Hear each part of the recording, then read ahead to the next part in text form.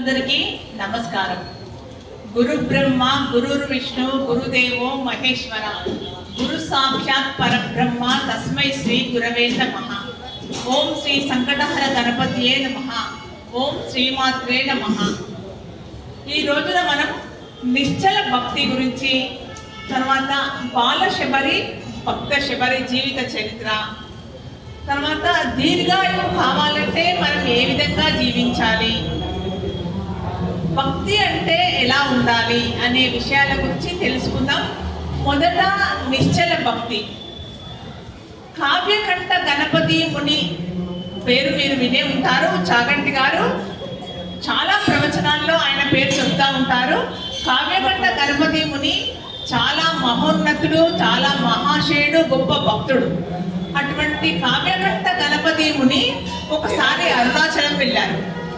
అరుణాచలం వెళ్ళినప్పుడు వారితో పాటు వారి తమ్ముడిని కూడా తీసుకొని వెళ్ళారు.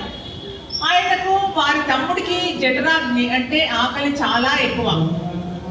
ఆ పిల్లాడు ఏం చేస్తున్నాడంటే, అన్నయ్య ఆకలి ఇస్తుంది అంటున్నాడు. ఆ రోజున ఏకాదశి తిథి, అందుకని ఆయన తన దగ్గర ఉన్న డబ్బులతో ఒక డజను అరటి పండ్లు కొని వాడికి తినమని ఇచ్చాడు. వాడు అవన్నీ డజన్ అరటి పండ్లు తినేశాడు. తినేసి ఒక గంటలోపే మళ్ళీ అన్నయ్య ఆకలిస్తుంది అంటున్నాడు. అప్పుడు ఆ కావ్యకంఠ గణపతి ముని ఏం చేస్తున్నాడంటే, బ్రాహ్మణుల ఇంటి ముందుకు వెళ్ళి భవతి భిక్షాందేహి అంటూ ఎవరైనా అన్నం పెడితే తమ్ముడికి పెడదామని యాచన చేస్తున్నారు. ఆ రోజు ఏకాదశి తిథి, ఎవరు అన్నం పెట్టలేదు. వీడు తమ్ముడు ఒకటే ఏడుపు. అప్పుడు ఆయన ఒక శ్లోకం చదివారు. బ్రాహ్మణుల గృహంలో ఎవరైనా అకస్మాత్తుగా వస్తే పెట్టడానికి కొద్దిగా అన్నం ఉండేటట్లుగా వండాలి. ఆఖరికి కలియుగంలో వీళ్ళ అన్న పాత్రల్లో అన్నం కూడా లేదన్నమాట అంటూ చాలా బాధపడిపోతూ వీధి వెంట నడుస్తూ వెళ్తున్నారు. ఆయన ఒక ఇంటి ముందు నుంచి పెడుతున్నారు. ఆ ఇంటి అరుగు మీద ఒక వృద్ధ బ్రాహ్మణుడు పడుకొని ఉన్నాడు. ఆయన కావ్యకంఠ గణపతిని చూచి గబాన్న లేచాడు. లేచి గణపతి గారిని ఆహ్వానించి, నీవు నాకు బాగా దొరికావు.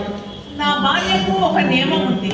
ఏమిటి అంటే, ఎవరైనా సరే ఏకాదశి రోజు వ్రతం చేసి ఉపవాసం చేసి మరునాడు రోజు పాలన చేస్తాను. కానీ నా భార్య మాత్రం ఏకాదశి రోజున రాత్రి మాత్రమే భోజనం చేస్తుంది.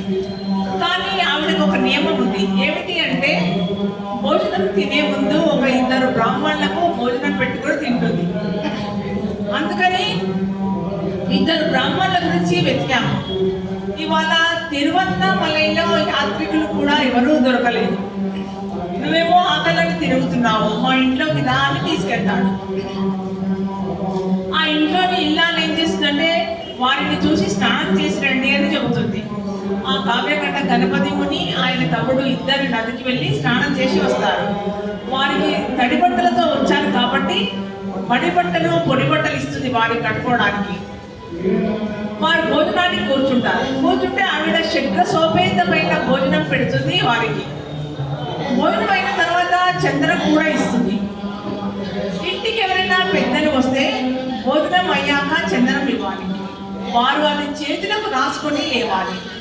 ఆ తిన్న పదార్థాలను ఆ ఇంటి యజమానికి ఇస్తే దానివల్ల ఎంతో గొప్ప శుభం జరుగుతుంది, శ్రేయస్సు జరుగుతుంది అతనికి అని చెప్తారు. వాళ్ళు చందనం రాసుకున్నాక ఆవిడ తాంబూలం ఇచ్చింది. తాంబూలం ఇచ్చిన తర్వాత ద్రవ్యం కూడా ఇచ్చింది. మీరు కడుపు నిండా తినేశారేమో, ఇంకా ఏమీ నడవలేకపోతున్నారు, కళ్ళు మూతలు పడిపోతున్నాయి వారికి. అమ్మ ఇంకా ఎక్కడికి వెళ్ళలేము, ఇక్కడే మీ అరుగు మీద పడుకుంటామమ్మా అని ఆవిడని అడిగారు. ఆవిడ సరే అని తలుపులు వేసేసింది. ఇంకా వీళ్ళిద్దరు ఏం చేశారంటే, బయట అరుగు మీద పడుకున్నారు. గాఢంగా నిద్ర పట్టేసింది. వారు నిద్రపోయారు. వీరు నిద్రించిన ఇల్లు అయ్యంగారి ఇంట్లో, అరుణాచలంలోని అయ్యకుంట ఇంట్లో వీధిలో ఉంది. మరునాడు సూర్యోదయం అవుతూ ఉంటే వారికి మెలకు వచ్చింది. ఇద్దరు నిద్ర లేచారు. అమ్మయ్య, రాత్రి తల్లి కదా మనకు కడుపు నిండా అన్నం పెట్టింది అనుకుని అరుగు మీద నుండి లేచారు. చూస్తే అది రాత్రి పడుకున్నప్పుడు అరుగులా ఉంది, అక్కడ ఏ ఇల్లు కనిపించలేదు. వాళ్ళు తెల్లబోయారు. ఇదేంటి, రాత్రి మనం శబ్దసోపేతమైన భోజనం తిన్నాం కదా, ఇక్కడ రత్న కింకిణులు గల్లు గల్లు అంటూ నడుస్తూ ఒక అమ్మవారి లాగా మనకు భోజనం వడ్డించింది కదా, మరి ఆ అమ్మ ఇల్లు ఏది అని అంతగా మొత్తం కలిగే చూశారు. ఎక్కడా ఆవిడ ఇల్లు కనబడలేదు. ఇది ఏంటి అని చాలా విచిత్రంగా మాయలో పడిపోయారు. కలకారి కన్నామా అనుకుంటారు. పోనీ పక్కకి చూశారు. పక్కకి చూస్తే వారికి ఆవిడ ఇచ్చిన తాంబూలం అక్కడే ఉంది, ద్రవ్యం కూడా అక్కడే ఉంది.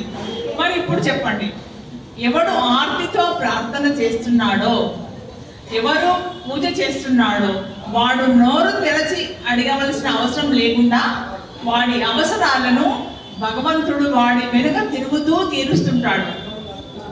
వాడికి ఈశ్వరుడి అనుగ్రహం ఎల్లవేళలా ఉంటుంది.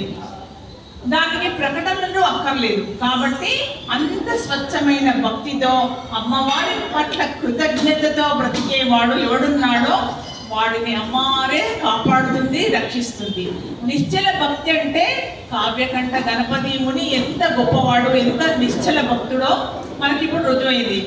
సాక్షాత్తు ఆ పార్వతీ పరమేశ్వరులే వచ్చి ఇంట్లో ఆహ్వానించి భోజనం పెట్టి పంపించారు. అంటే అటువంటి నిశ్చల భక్తి ఉంటే మనందరినీ కూడా ఆ దేవదేవుడు, ఆ పరమాత్ముడు అడుగడుగునా కాపాడుతాడు అనేది ఇందులోని అంతరార్థం. ఇది నిశ్చల భక్తి.